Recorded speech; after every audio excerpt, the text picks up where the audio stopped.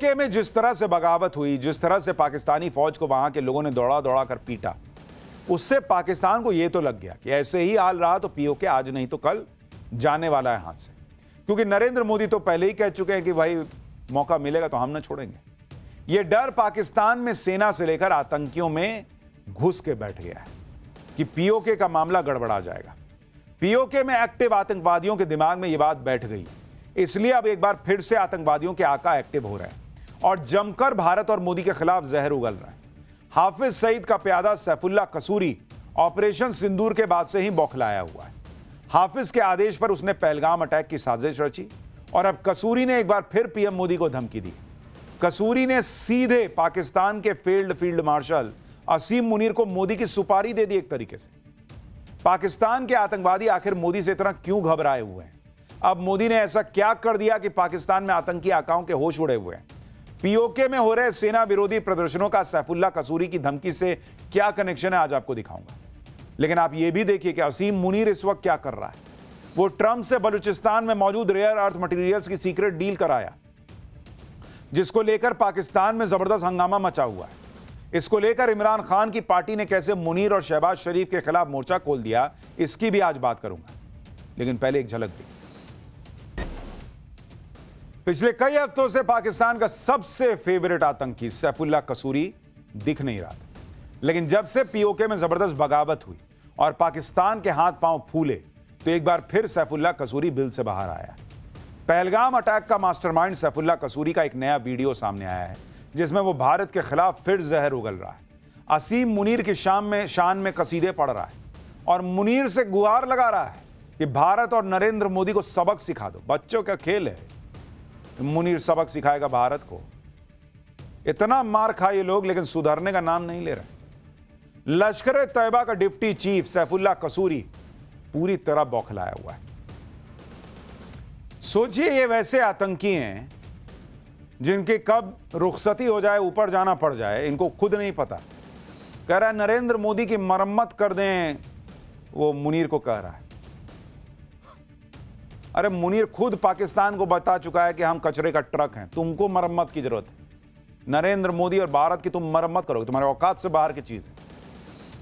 सैफुल्लाह कसूरी जैसे आतंकी सबसे ज्यादा एक ही नाम से खौफ खाते हैं बॉस, और वो नाम है नरेंद्र मोदी का।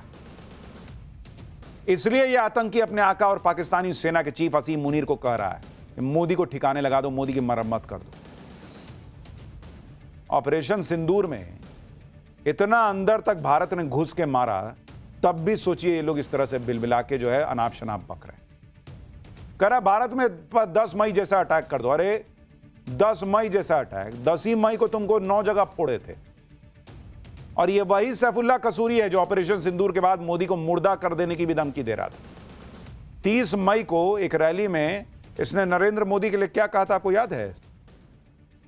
इनके जीने के लिए इनको लगता है कि जब तक नरेंद्र मोदी को यह खत्म नहीं करेंगे, ये जिंदा नहीं रह पाएंगे। इनको पता है कि पाकिस्तान और उसके आतंकियों का इलाज जो नरेंद्र मोदी ने 10 साल में किया है, वो कोई और ना कर पाया। इसलिए ये खौफ खाते हैं नरेंद्र मोदी के नाम से। इसलिए ऐसे फालतू के सपने संजोते हैं कि नरेंद्र मोदी को खत्म कर दूंगा, ये कर दूंगा, मरम्मत कर दूंगा।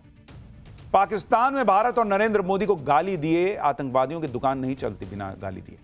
इसलिए आतंकवादी रैलियों में मोदी को जान से मारने की धमकी देना, भारत पर आतंकी हमले करने का ऐलान करना, यह आम बात है। ये सब नौटंकी लोग करते रहते हैं, इनको पता कर नहीं पाएंगे कुछ। अभी 17 सितंबर को ही सैफुल्लाह कसूरी ने बहावलपुर में एक रैली की थी, जिसमें वो पीएम मोदी को सिंधु जल समझौता रद्द करने को लेकर भी धमकी दे रहा था और पाकिस्तानियों को चूरन चटा रहा था कि एक दिन भारत की सारी नदियां और बांध पाकिस्तान के होंगे। इन लोगों को पता है कि ये पाकिस्तान में लोगों को खाने के लिए आटा तो दे नहीं सकते, तो प्लेट में सपने परोस के दे देते हैं, सारा पानी भारत का ले लूंगा, नरेंद्र मोदी को खत्म कर देंगे, ये कर देंगे, वो कर देंगे। और वहां की जनता वो भी वैसे ही इधर से पैदल। मजा आ गया, बहुत बढ़िया। सैफुल्लाह कसूरी इतना क्यों बौखलाया हुआ है, अब आपको यह भी समझना चाहिए। हमने आपको बताया था कि ऑपरेशन सिंदूर में भारत ने पीओके में आतंकवादियों के अड्डों को तबाह किया। ऑपरेशन सिंदूर पार्ट 2 के डर से लश्कर तैयबा और जैश ए मोहम्मद पीओके से भागकर खैबर पख्तूनख्वा में शिफ्ट हो रहा था, जो अफगानिस्तान बॉर्डर से सटा हुआ इलाका है। लेकिन अब पाकिस्तान के आतंकी आकाओं को डर सता रहा है कि भारत का अगला ऑपरेशन सिंदूर कहीं तालिबान पाकिस्तान बॉर्डर से ही लॉन्च ना हो जाए। क्योंकि आप देखिए, तालिबानी विदेश मंत्री आमिर खान मुत्ताकी 9 अक्टूबर को भारत की यात्रा पर आ सकते हैं। यह किसी तालिबानी मंत्री की पहली आधिकारिक भारत यात्रा होगी। भारत की यात्रा पर मुत्ताकी विदेश मंत्री एस जयशंकर से मुलाकात करेंगे, जिसमें भारत और तालिबान के बीच पाकिस्तानी आतंकवाद के खिलाफ मिलकर जंग लड़ने का ऐलान हो सकता है। यानी पाकिस्तान के आतंकी दोनों मोर्चों पर फंस गए। भाई, पीओके में पब्लिक दौड़ा दौड़ा के पीट रही है, वहां भारत तो फोड़ ही दे रहा है। अब ये खैबर पख्तूनख्वा गए तो वहां भी मारे जाएंगे। यानी ये हर तरफ से घिर गए और इसीलिए ऐसी बातें कर रहे हैं। यही डर पाकिस्तान के असीम मुनीर और आतंकवादियों को खाए जा रहा है। रिपोर्ट्स के मुताबिक यूएनएससी में पाकिस्तान ने अमेरिका से कहकर तालिबानी मंत्री की भारत यात्रा का विरोध किया था, लेकिन यूएनएससी ने आमिर खान मुत्ताकी को भारत की यात्रा देने की छूट दे दी। इस बात से पाकिस्तान में बैठे आतंकियों के आका बौखलाए हुए हैं, मोदी को मारने की धमकियां दे रहे हैं। लेकिन नरेंद्र मोदी भी दुनिया के हर मंच पर पाकिस्तान को बेनकाब करने में जुटे हैं। आप सुनिए, संयुक्त राष्ट्र की एक डिबेट में भारत ने कैसे पाकिस्तान को फुल एक्सपोज किया है। A country that bombs its own people, conducts systematic genocide, can only attempt to distract the world with misdirection and hyperbole. This is a country that conducted Operation Searchlight in 1971 and sanctioned a systematic campaign of genocidal mass rape of 400,000 women citizens by its own army. The world sees through Pakistan's propaganda.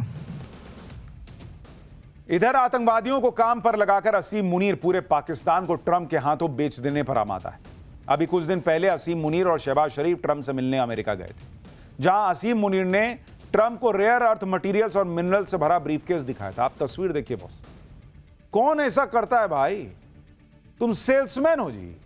जब Munir Trump को offer दिखा रहा है कि देखिए ना boss कितना बढ़िया माल लेके आए, और दुकान का मालिक शहबाज हंस रहा गया, बहुत बढ़िया, मेरा मैनेजर सबसे अच्छा मैनेजर है सर, एकदम बढ़िया माल ताजा आपके लिए रेयर अर्थ मिनरल्स निकाल के लाया।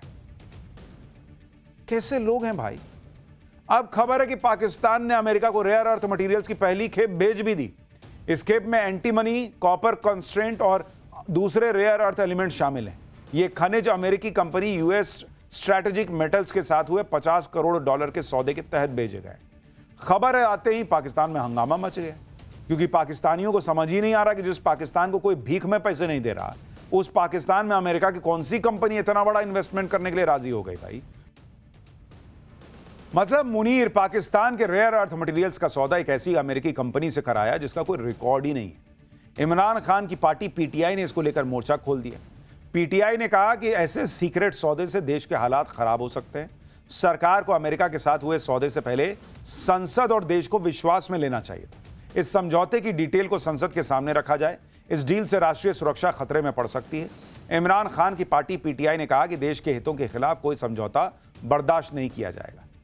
पीटीआई के सांसद संसद में खड़े होकर पूछ रहे हैं कि मुनीर होता कौन है ये सीक्रेट डील करने वाला। सुनिए जरा। सोचिए, पाकिस्तान कैसा दो कौड़ी का देश है कि इमरान खान जेल में, क्योंकि उन्होंने सरकारी खजाने में जो गिफ्ट मिला था उनको और रखा था वो बेच दिया।